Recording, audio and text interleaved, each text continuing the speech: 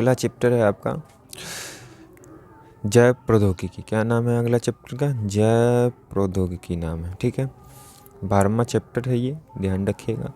12th class की है, ये भी याद रखिएगा। ठीक है, आगे बढ़ते हैं।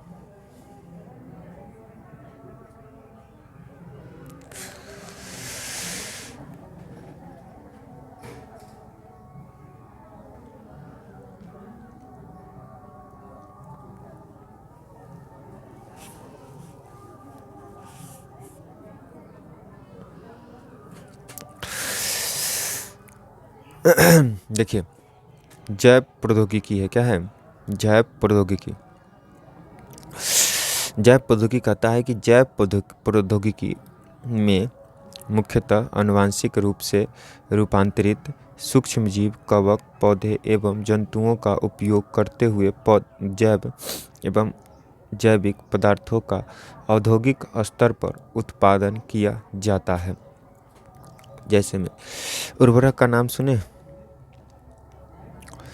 उर्वरक का नाम सुनिएगा तो क्या किया जाता है? गोबर लिया जाता है। क्या लिया जाता है? एक यहाँ पे घर बनाया जाता है, एक यहाँ पे छोटा सा, है ना, घर टाइप बनाया जाता है, टैब टाइप। ठीक है, टैब में क्या किया जाता है? गोबर को रखा जाता है। क्या किया जाता है? गोबर को रखा जाता है। गोबर को रखने के बाद इसमें बैक्टीरिया छोड़ा जाता है। क्या छोड़ा जाता है? बैक्टीरिया, जीवाणु। ठीक है, जैसे आपको बता देते हैं,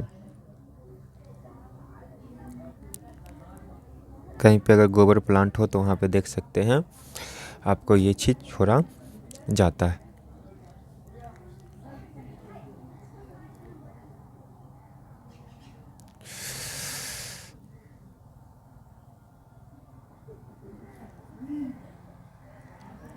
जब ये छोड़ा जाता है ना, तो वहाँ से क्या होता है?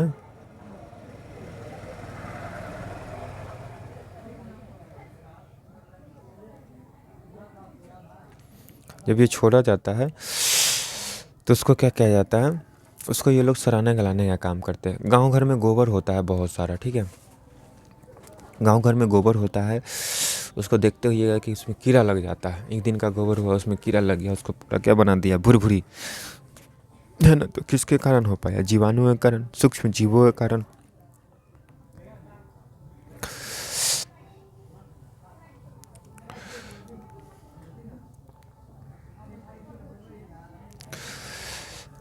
सूक्ष्म जीवों का उपयोग हम लोग करते हैं किसी चीज़ को सराहने गलाने के लिए सूक्ष्म जीवों का यूज किया जाता है। कौन हल्ला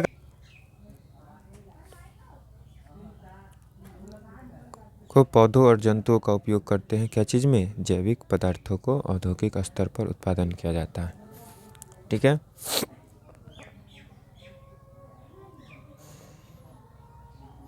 कोई दिक्कत? कोई दिक्कत नहीं। आगे जैविक खाद, आगे है आपका जैविक खाद। कहता है कि राइजोबियम जीवाणु वायुमंडल की नाइट्रोजन को मटर कुल के पौधे की जड़ों में स्थिर रहते। ये देखिए यहाँ पे ये जो लिखा है राइजोबियम जो है वो मटर के पौधों के जड़ों में रहता है। नहीं, आपको मूंग के पौधों में भी दिखाई देगा। कहाँ पर दिखाई देगा? मूंग के पौधे में। वाइट वाइट कलर का जो फेन होता है, अगर कोई आदमी गांव देहात से होंगे तो ये मूंग जब जाते होंगे तोड़ने, तो आपको ना वाइट वाइट कलर का ना फेन दिखाई देता होगा। तो उसमें क्या रहता है? राइजोबियम। क्या रहता है? राइजोबियम, जो उसको नाइट्रोजन देते रहता है पौधों को। बात आई समझ में? तो सिर्फ मटर में नहीं होगा, ये सिर्फ मटर में ही नहीं होगा। ये किस में होगा? ये मटर में नहीं, ये सिर्फ मटर में ही नहीं, ये सभी में होगा। ये किस में? सभी में होगा, है ना। यानी कि इस मूंग में भी होगा, यह मूंग में भी होगा। ठीक है, मूंग में भी होगा। कौन? राइजोबियम बियम। ठीक है,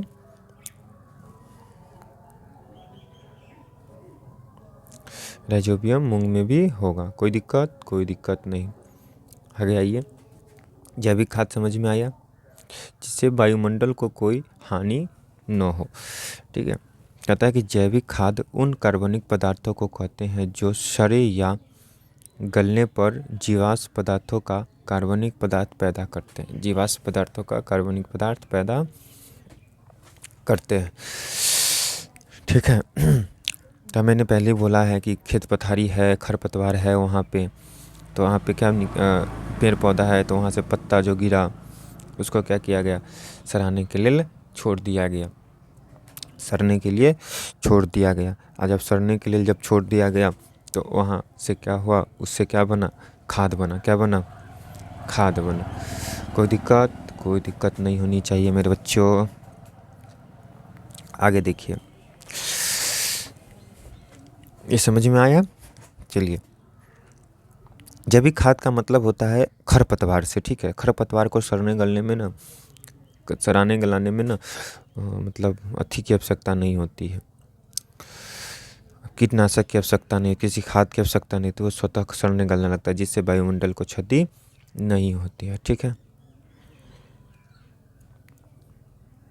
कृत्रिम बीज उतना इम्पोर्टेंट नहीं है, है ना, ये उतना इम्पोर्टेंट नहीं है, मगर चलिए तब भी हम आपको बताते हैं। कृत्रिम बीज को बने भ्रूण को एलिजेंट कहते हैं, चाहे एलिजेंट में लपेट कर बनाए जाते हैं। मक्का, चावल, गाजर ईटीसी में कृत्रिम बीजों से पुनः विकसित पौधे उत्पन्न किए जाते हैं। यानी कि इसको क्या किया जाता है, हर एक साल इसका मतलब, हर एक बार इसका मतलब गुण जो होता है वो चेंज किया जाता है ना। चेंज करके कोई बीज जो बनाया जाता है उससे क्या बोलते हैं, कृत्रिम बीज, आर्टिफिशियल सीड्स बोला जाता है। इसको क्या बोला जाता है, आर्टिफिशियल सीड। अभी तो अपने लोग के इधर नहीं है, शायद विदेश में होगा, हम लोग तो नहीं देखे हैं कृत्रिम बीज। मगर हाँ, ये भी हो सकता है कि हम लोगों के यहाँ जो मक्का आता है वो ना एक कट्ठा में 1 कुंटल गिरता है, तो 1 कट्ठा में 1 कुंटल गिरता है, तो कृत्रिम बीज है, मानव द्वारा तैयार किया गया है, प्राकृतिक के द्वारा ये नहीं है। ठीक है, तो ये भी ले सकते हैं।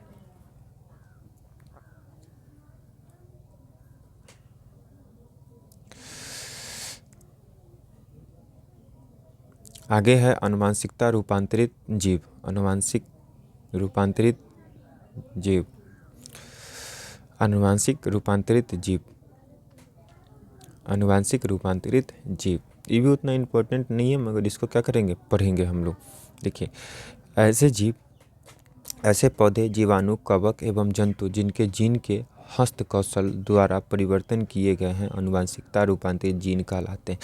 इसको हाथों से तैयार किया गया है। क्या किया गया है, इसको हाथों से तैयार किया गया है, उसे अनुवांशिकता रूपांतरित जीव कहते हैं। जैसे कोई ऐसा जीव बताइए जो प्रकृति के द्वारा नहीं, हाथों से तैयार किया गया है। जैसे जीवाणु, कोविड है ना, कोरोना वायरस जिसको बोलते हैं, वो किसके द्वारा तैयार किया गया है, मानव के द्वारा उसको तैयार किया गया है। ठीक है, तो ये अनुवांशिक रूपांतरित जीव में आ जाएगा, अनुवांशिक रूपांतरित जीव में ये आ जाएगा। आगे है आपका बीटी कॉटन। आगे क्या है आपका, बीटी कॉटन यानी कि बीटी कपास। बीटी का जो पूरा नाम होता है वो होता है बैसिलस, बहुत इम्पोर्टेंट है बाबू आप लोगों को, वो है बैसिलस यूरिनजिएंसिस। क्या नाम है, यूरिनजिएंसिस। बीटी कपास का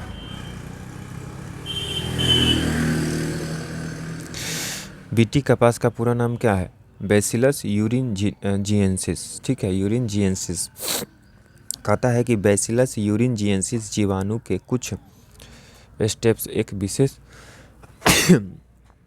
विशेष प्रोटीन बनाते हैं जो विशेष प्रकार के बीटी कपास को मार देते हैं। कहने का मतलब ये नहीं मारेगा ना बैसिलस यूरिनजिएंसिस, तो क्या होगा, कपास तैयार नहीं हो सकता है। कपास तैयार नहीं होगा तो क्या हम लोग कपड़ा पहनेंगे, नहीं पहनेंगे। गर्मियों के समय में सूती कपड़ा हम लोगों को नहीं मिलेगा, तो इसको मारने का भी कारण है। एक बैक्टीरिया को मारता है तो 10 बैक्टीरिया देता है, 10 बैक्टीरिया को मारता है तो 20 बैक्टीरिया देता है, यानी कि ये दुगुना का बात होता है। ठीक है, कोई दिक्कत, जिससे क्या होता है, कपास हम लोगों को तुरंत बन के तैयार हो जाता है। कपास जो होता है वो बैक्टीरिया के द्वारा तैयार किया जाता है। सूखी पत्ता पर उस बैक्टीरिया को रख दिया जाता है, बैक्टीरिया उसको खाता है और अपने लार्वा से जाल बनाता है। जैसे हम लोग के घर में पाया जाता है ना मकड़ा, उसी तरह ये जाल बनाता है, लंबा लंबा जाल बनाता है। फिर उसको उबाला जाता है, उबाल के फिर कॉटन बनाया जाता है। ठीक है, तो बहुत सारे प्रोसेस है। कोई दिक्कत? चलिए, कोई दिक्कत नहीं बीटी कपास में, जहाँ तक हमको उम्मीद है। आगे है आपका इंटरफेरॉन। क्या है आगे आपका? इंटरफेरॉन। आगे है आपका इंटरफेरॉन।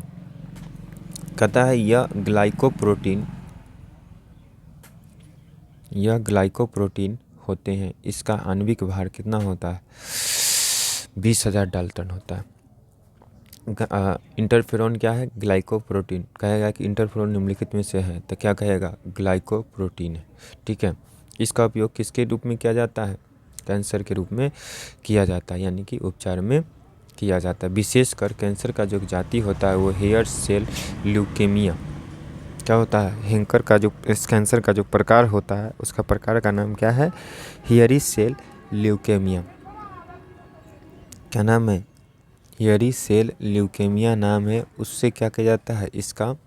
उसमें इसका उपयोग किया जाता है, इंटरफेरॉन का यूज किया जाता है। ठीक है, इंटरफेरॉन एक प्रकार का है, तो ऑप्शन में रहेगा ग्लाइकोप्रोटीन। ग्लाइकोप्रोटीन मार के आइएगा। ठीक है, ग्लाइकोप्रोटीन मार के आइएगा। इंटरफेरॉन का आणविक भार कितना होता है? 20,000 डाल्टन। ठीक है, इंटरफेरॉन का यूज कहाँ पर किया जाता है? तो हेयर सेल ल्यूकेमिया में किया जाता है। इतना समझ में आया? चलिए, ओके। उसके बाद कहता है कि इस हार्मोन का उपयोग मानव वृद्धि हार्मोन। ठीक है, आगे क्या है आपका? मानव वृद्धि हार्मोन। कहता है कि इस हार्मोन का उपयोग मनुष्य में बौनापन दूर करने के लिए किया जाता है। इस हार्मोन का उपयोग मनुष्य में किसको दूर करने के लिए? बौनापन दूर करने के लिए किया जाता है। कोई बौना अगर है, कोई व्यक्ति 3 फीट का है, उसको हाइट चाहिए 5 फीट, यानी कि 2 फीट चाहिए, तो हम किसका उपयोग करेंगे? उस व्यक्ति को किसका इंजेक्शन देंगे? मानव वृद्धि हार्मोन का इंजेक्शन हम उस व्यक्ति को देंगे। ठीक है, जिससे वह व्यक्ति की हाइट क्या हो जाएगी? बढ़ जाएगी। जिससे उस व्यक्ति की हाइट क्या हो जाएगी? बढ़ जाएगी, मानव वृद्धि हार्मोन देने से। उसके बाद है आपका टीका या वैक्सीन। क्या है आपका?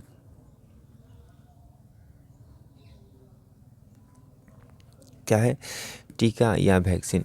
टीका या वैक्सीन ऐसे समझिए, कहता है कि किसी बीमारी के विरुद्ध प्रतिरोधक क्षमता विकसित करने के लिए जो दवा खिलाई जाती है या पिलाई जाती है या किसी अन्य रूप में दी जाती है उसे टीका कहते हैं, तथा यह क्रिया टीकाकरण कहलाता है। बहुत इंपॉर्टेंट है एग्जाम के व्यू से। प्रतिरोधात्मक क्षमता विकसित करने के लिए। ठीक है, यहाँ पे एक लाइन दिए हुए है, प्रतिरोधात्मक क्षमता विकसित करने के लिए। समझिए इसको। घर में अगर छोटा बच्चा होगा, जन्म लिया है, 2-3 मंथ का होगा, 4 मंथ का होगा, 5 मंथ का होगा, तो उसको ना क्या होता है कि वैक्सीन लगता है आंगनवाड़ी केंद्र में। ठीक है, उसको क्या लगता है? वैक्सीन आंगनवाड़ी केंद्र में। और जब वैक्सीन लगता है आंगनवाड़ी केंद्र में, तो वहाँ पे देखिएगा कि 16 या 17 टीका लगता है। कितना टीका लगता है? 16 या 17 टीका लगता है। वो 17 टीका जो है उसमें से एक हो सकता है निमोनिया, टाइफाइड, दूसरा टेटनस, तीसरा, है ना, ये सब का टीका उसमें लगता है। अब पहले से उसको मतलब निष्क्रिय करके हम लोग के शरीर के अंदर में एंटीबॉडी डाल दिया जाता है, ताकि हाथ भी कटे तो टेटनस का एंटीबायोटिक हमारे शरीर के अंदर है। अगर एक वो टेटनस का बैक्टीरिया अंदर प्रवेश किया तो 1000 मौजूद है, वो सारा चारों तरफ से घेर के उसको क्या करेगा? मार देगा। क्या करेगा? उसको मारने का काम करेगा। तो एक ये प्रतिरक्षा तंत्र का काम वो हमारे शरीर के अंदर करता है। कोई दिक्कत? कोई दिक्कत नहीं। टीका या वैक्सीन समझ में आया? अब देखिएगा आपको टीका लगा हुआ है कि नहीं लगा हुआ है, आप अपने अस्त्र से देख सकते हैं। आपके ना शरीर के अंदर ये होगा, गड्ढा होगा हाथ में। हाथ वहाँ जो होता है, हाथ का जो पाँव होता है वहाँ पे ना आपको ना गड्ढा टाइप होगा, चिन्ह टाइप होगा, ठीक है, वहाँ पर या वहाँ पे, ठीक है। तो सीधा सीधी याद रखिएगा, टीकाकरण जो होता है वो आपको रोग प्रतिरोधी क्षमता होता है, ठीक है, रोग प्रतिरोधी क्षमता होता है टीका। आगे देखिए, आगे जो आपका टॉपिक है वो है जीन चिकित्सा। क्या है टॉपिक? जीन चिकित्सा। जीन चिकित्सा आगे टॉपिक जो है आपका वो है जीन चिकित्सा, ठीक है। कहता है कि इस विधि द्वारा जीन दोषों का सुधार किया जाता है। इसमें रोग के उपचार हेतु जीनों को व्यक्ति की कोशिकाओं या ऊतकों में प्रवेश कराया जाता है।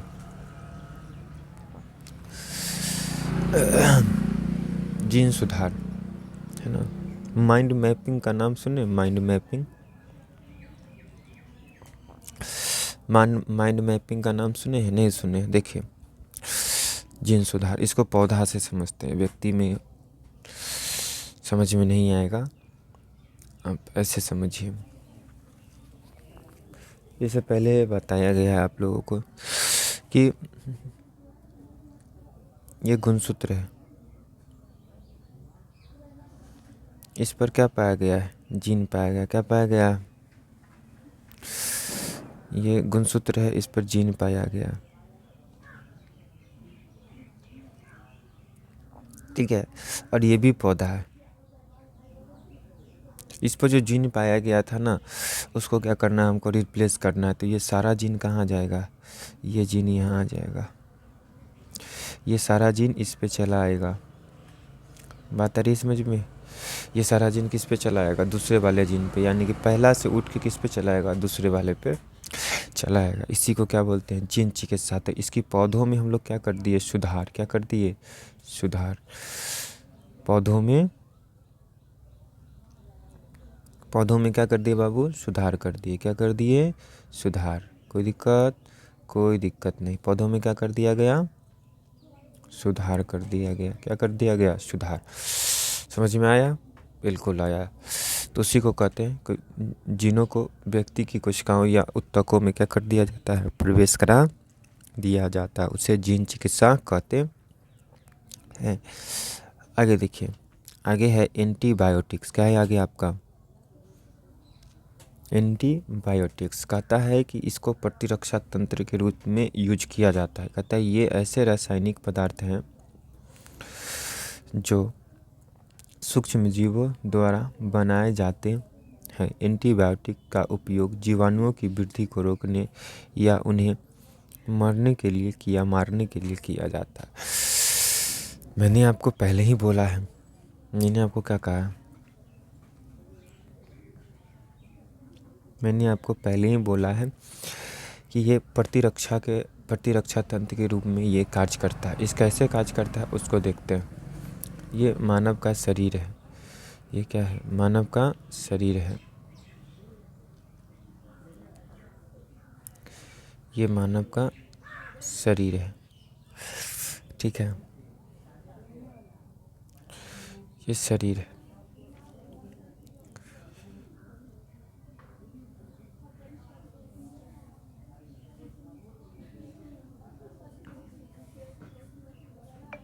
ये शरीर हुआ, ठीक है। ये इसका आमाशय सब हुआ। आमाशय में क्या आ गया?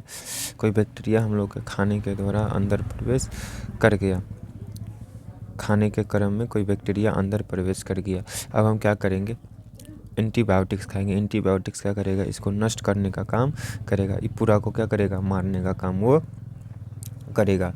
ये पूरा को क्या कर देगा? एंटीबायोटिक्स मारने का काम कर देगा। धीरे धीरे सारा को क्या कर देगा? नष्ट कर देगा। क्या कर देगा? नष्ट कर देगा। तो हमको इससे सुरक्षा मिला कि नहीं मिला? हमको इससे सुरक्षा मिला कि नहीं मिला? बिल्कुल मिला, ठीक है। एंटीबायोटिक क्या करता है? शरीरों में सुरक्षा प्रदान करने का काम करता है। फॉर एग्जांपल इसको ऐसे समझ सकते हैं कि सर्दी होता है तो दवा खाते हैं तो तुरंत ठीक हो जाता है। 12 घंटा 24 घंटा के अंदर क्या हो जाता है? सही हो जाता है। बात आई समझ में? 12 घंटा 24 घंटा के अंदर क्या हो जाता है? वो सही हो जाता है दवा खाने के तुरंत बाद। कोई दिक्कत? कोई दिक्कत नहीं।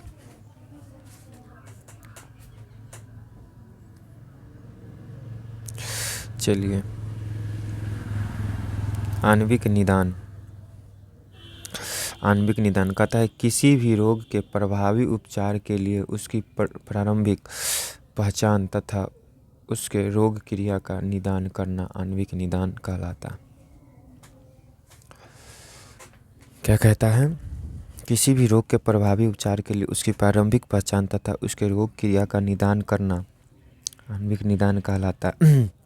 इसको ऐसे समझेंगे हम लोग, हमको सर्दी हो रखा है। क्या हो रखा है? सर्दी हो रखा है, तो बुखार का टैबलेट हम लोग नहीं खाएंगे। बुखार का टैबलेट हम लोग नहीं खाएंगे। हम लोग जब भी खाएंगे तो किसका टैबलेट खाएंगे? सर्दी का टैबलेट खाएंगे। बात आई समझ में? बुखार का टैबलेट हम लोग नहीं खाएंगे। किसका टैबलेट खाएंगे बाबू? सर्दी का हम लोग टैबलेट खाएंगे। वो इतना समझ में आया है ना? मतलब रोगों को पहचान कर उसका क्या किया जाता है? उपचार किया जाता है। रोगों को पहचान कर उसका क्या किया जाता है? उपचार किया जाता है। उसे क्या कहते हैं? आणविक निदान। क्या कहा जाता है उसे? आणविक निदान। इतना समझ में आया?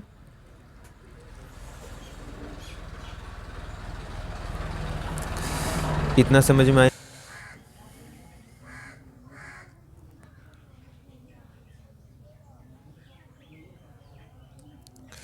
क्या करता है? व्यक्त करने का कार्य करता है।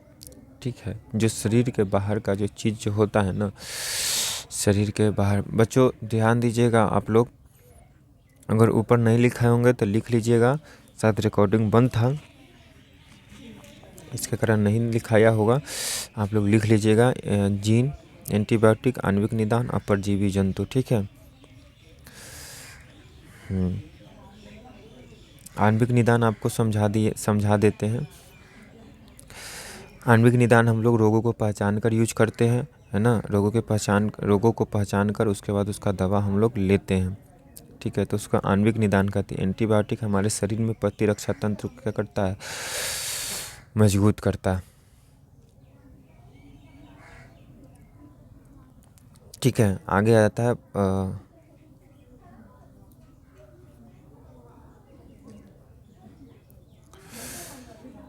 आगे आता है जैविक खाद, जैविक उत्पाद या जैविक खाद।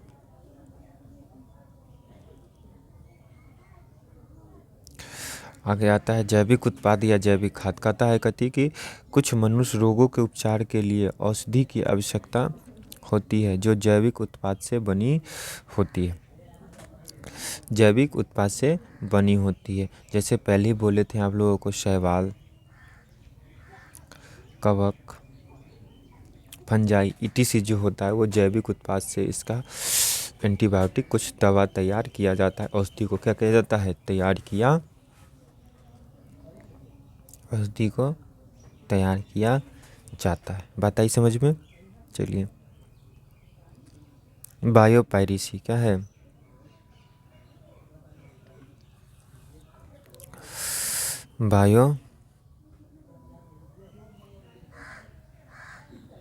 आपका बायोपायरेसी है। ठीक है। बायोपायरेसी में देखिए, कहता है किसी राष्ट्रीय या उससे संबंधित लोगों से बिना व्यवस्थित अनुमोदन व क्षतिपूर्वक भुगतान के जैव संसाधनों का उपयोग बायोपायरेसी कहलाता है। चिड़ियाघर देखें, चिड़ियाघर का ना लकड़ी आप नहीं काट सकते हैं। चिड़ियाघर के लकड़ी आप नहीं काट सकते। वो काटिएगा तो आपको क्या हो जाएगा? जेल हो सकता है। सूखी लकड़ी जो होती है ना, जो पेड़ सूख जाता है उसका भी टेंडर निकलता है। आपको परमिशन लेके उसके बाद उस लकड़ी को ले जाना है ना, नहीं तो आप ऐसे नहीं काट सकते। अगर काट लिए, पकड़ा गए तो आपको जेल हो सकता है 5 साल 7 साल का, और जुर्माना लगेगा, सो अलग लगेगा।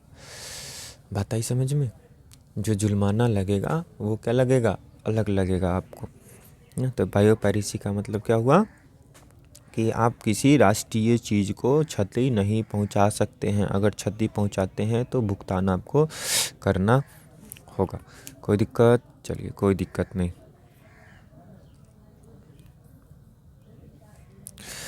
बायो प्रोस्पेक्टिंग क्या है? बायो प्रोस्पेक्टिंग कहते हैं कि जीवों से प्राप्त यौगिक जिनका उपयोग परंपरागत चिकित्सा पद्धति में नहीं किया जाता है बायो प्रोस्पेक्टिंग कहलाता है।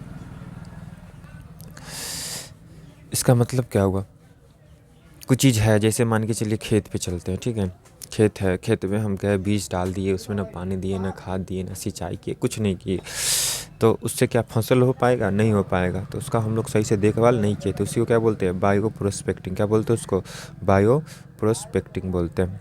आगे देखिए, ए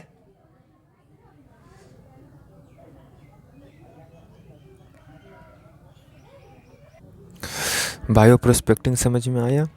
चलिए आगे है आपका एलाइजा प्रतिजन। एलाइजा क्या है? प्रतिजन। कहता है एलाइजा प्रतिजन प्रतिरक्षा पारस्परिक क्रियाओं के सिद्धांत पर कार्य करता है। पारस्परिक क्रियाओं के सिद्धांत पर कार्य करता है एलाइजा प्रतिजन। कहने का मतलब ये है कि इसका हम लोग सीधा सीधी यूज करते हैं। जैसे आपको दही जमाना है, ठीक है, तो दही को पहले उबालेंगे खूब अच्छा से, उसके बाद उसमें जोरन ठंडा करेंगे, उसके बाद उसमें जोरन डालेंगे, उसके बाद फिर उसको हम क्या करेंगे? अच्छे से मिक्स करेंगे जोरन को दही में। और दही में जब मिक्स हो जाएगा जोरन, तो उसके बाद क्या करेंगे? उसको हम लोग ठंडी स्थान पर जाकर रख देंगे, ठीक है, ठंडा गर्म स्थान पर जाके रख देंगे ताकि वो जमे। कोई दिक्कत नहीं। चलिए आगे कुछ टॉपिक है आपको दिया हुआ। इंसुलिन का यूज कहाँ किया जाता है? मधुमेह में किया जाता है। इंटरफेरॉन का उपयोग, इंटरफेरॉन ग्लाइकोप्रोटीन होते हैं। इंटरफेरॉन क्या होते हैं? ग्लाइकोप्रोटीन होते हैं, ठीक है। आगे है आपका काई प्रोटीन। क्या है आपका? काई प्रोटीन। कहता है काई प्रोटीन को क्रिस्टल प्रोटीन भी कहा जाता है। क्रिस्टल प्रोटीन का मतलब होता है मजबूत प्रोटीन। क्या होता है? मजबूत प्रोटीन। ये बैसिलस यूथेरिएंजेसिस द्वारा क्रिस्टल के रूप में उत्पादित किए जाते हैं। बैसिलस का मतलब हो गया बीटी। कपास पढ़े थे? बीटी कपास का मतलब क्या, पूरा नाम क्या था? Bacillus thuringiensis. क्या नाम था? Thuringiensis. जो क्रिस्टल होता है, ठोस होता है। क्या होता है? ठोस होता है। वो क्या होता है? ठोस होता है, ठीक है। जो क्या होता है? ठोस होता है। उसमें काई काई प्रोटीन्स का इस्तेमाल किया जाता है, ठीक है। चलिए ये हो गया आपका टॉपिक ख़त्म। ये चैप्टर आपका हो गया बाबू ख़त्म।